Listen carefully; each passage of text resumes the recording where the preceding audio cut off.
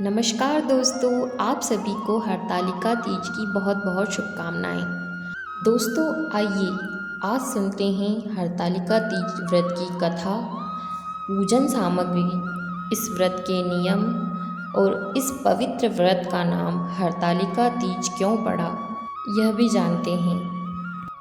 पूजन सामग्री: केला, केला स्तंभ, दूध, सुहाग पिटारी, गंगा जल, दही, तरकी, चूड़ी, चावल, घी, बिछिया, फूल, हार, शक्कर, कंघा, मृतिका, शहद, शीशा, चंदन, कलश, नाड़ा, दोरा, केसर, दीपक, फल, पान, मिस्सी, धूप, कपूर, सुपारी, महावर की गोली, वस्त्र, सिंदूर, पकवान, यज्ञोपवीत, सुरमा, मिठाई।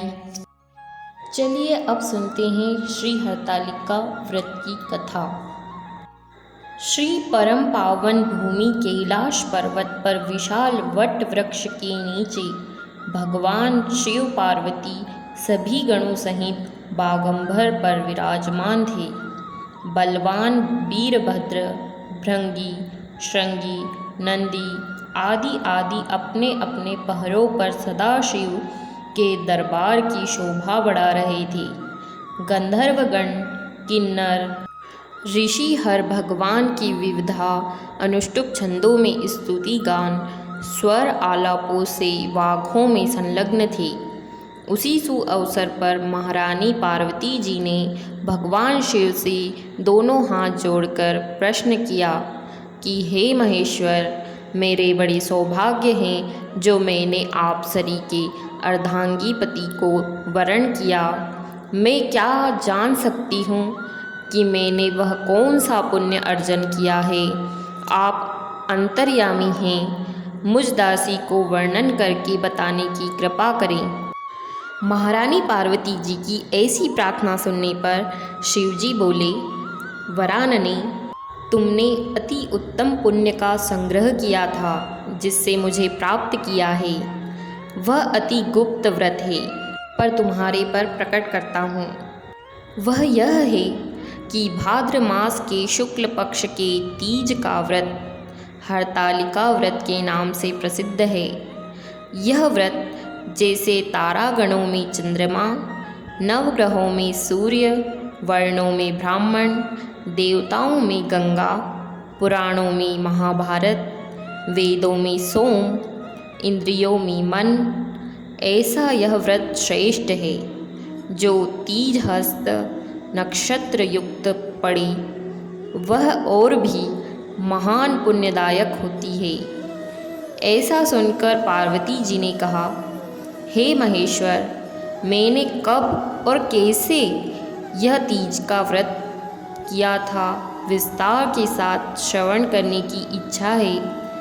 इतना सुनकर भगवान शंकर बोले, हे गौरी, पर्वतराज हिमालय पर स्थित गंगा के तट पर तुमने अपनी बाल्यावस्था में 12 वर्षों तक अधोमुखी होकर घोर तप किया था।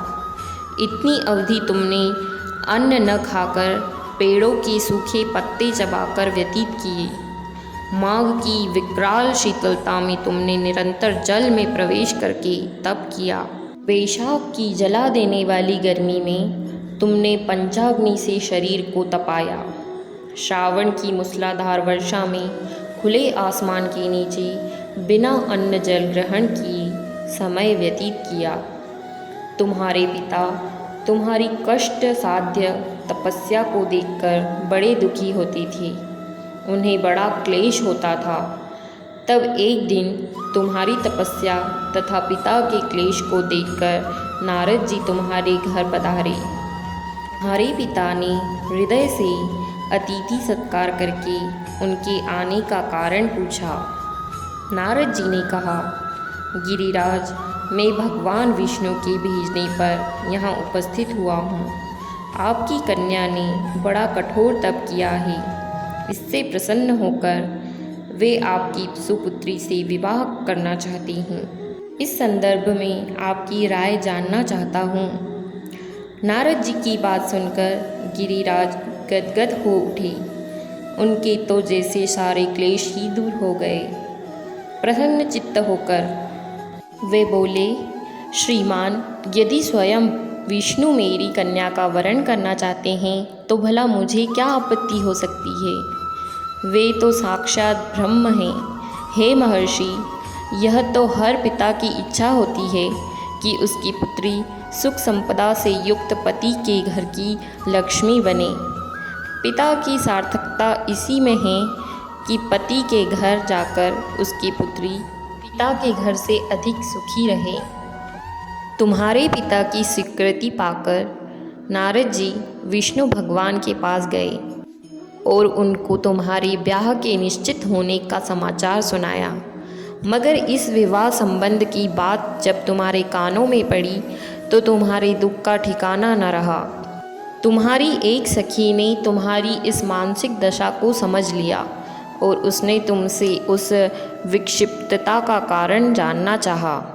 तब तुमने बताया, मैंने सच्चे हृदय से भगवान शिव शंकर का वरण किया है, किंतु मेरे पिता ने मेरा विवाह विष्णु जी से निश्चित कर दिया। मैं विचित्र धर्म संकट में हूँ, अब क्या करूँ। प्राण छोड़ देने के अतिरिक्त अब कोई भी उपाय शेष नहीं बचा है।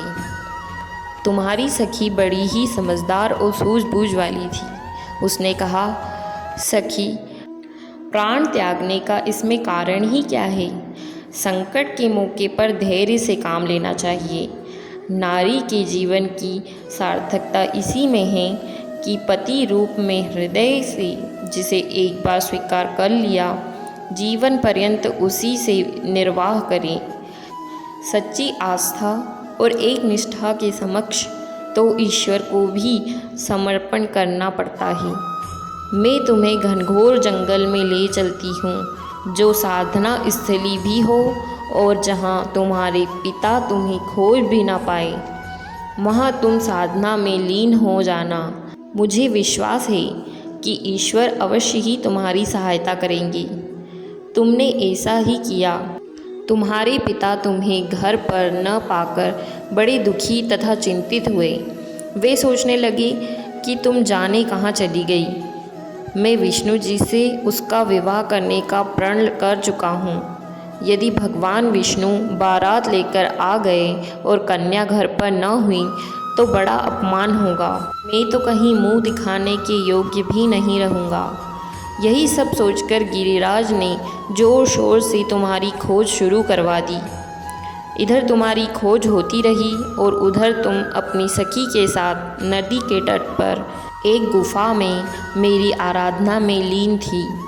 भाद्रपद मास के शुक्ल पक्ष की तृतीया को हस्त नक्षत्र था।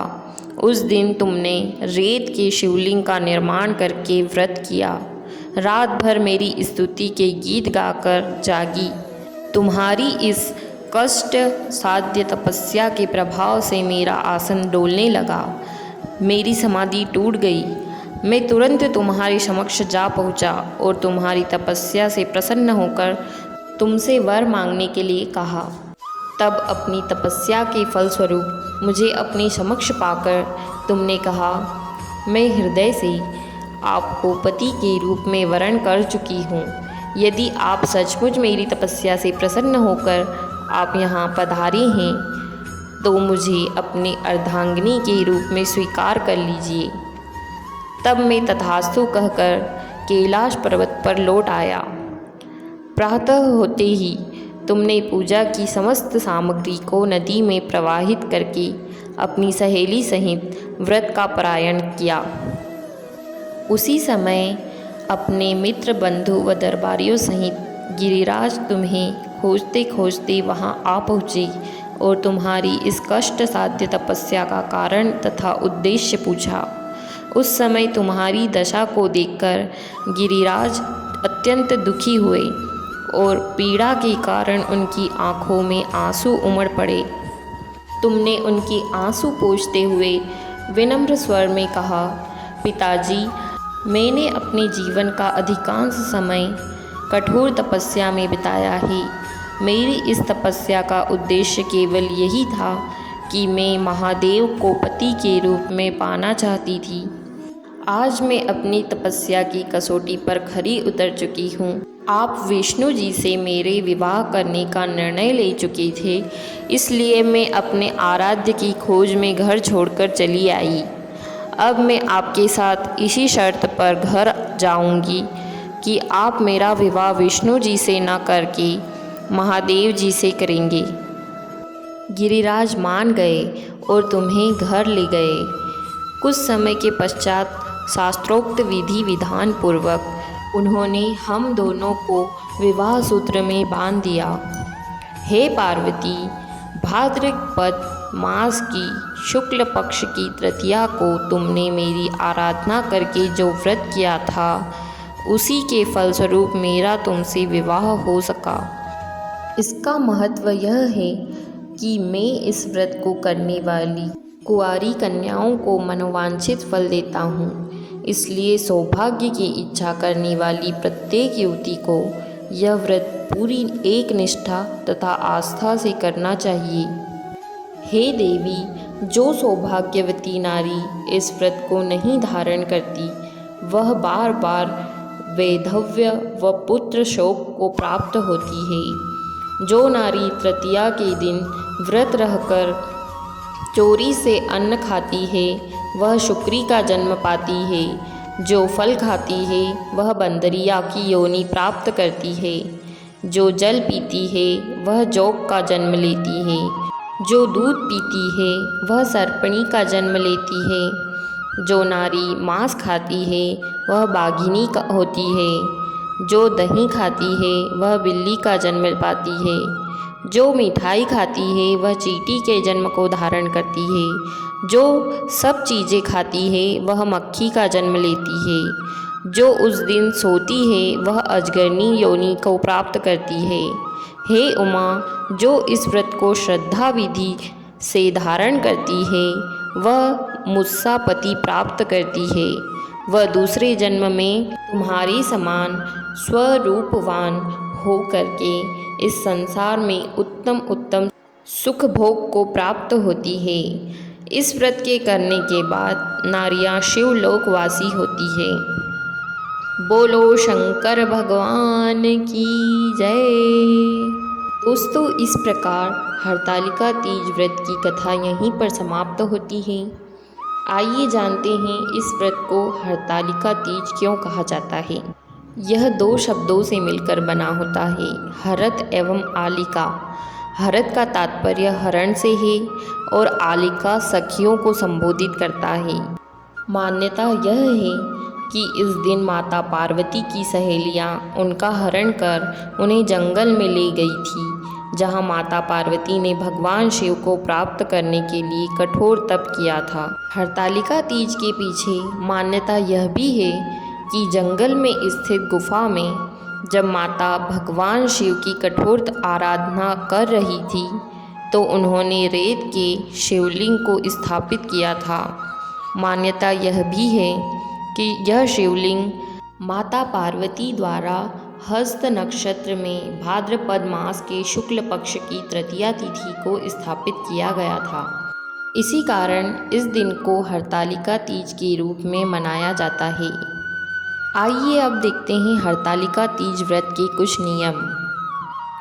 इस व्रत में पूरे दिन अन्न और जल ग्रहण नहीं किया जाता। व्रत रखने वाली महिलाएं अगले दिन जल ग्रहण करती हैं। मान्यता है अगर एक बार ये व्रत शुरू कर दिया है तो फिर इसे छोड़ा नहीं जा सकता। हर साल इस व्रत को विधि विधान से रखना होता है। व्रत रखने वाली महिलाओं को इस दिन सोना नहीं चाहिए और रात्रि भर जागरण करना चाहिए। इस व्रत को कुंवारी कन्याएं अच्छे वर की प्राप्ति के लिए तो शादीशुदा स्त्रियां पति की लंबी उम्र के लिए रखती हैं। दोस्तों, इस वीडियो में इतना ही। आशा करती हूँ आपको ये वीडियो अच्छी लगी होगी। अगर आपको ये वीडियो अच्छी लगी है तो इस वीडियो को लाइक कीजिए और हमारी चैनल को सब्सक्राइब कर लीजिए, जिससे आगे आने वाली ऐसी और भी कई वीडियोस का नोटिफिकेशन आपको मिल सके। अपना कीमती समय इस वीडियो को देने के लिए आप सभी का धन्यवाद। जय श्री कृष्ण।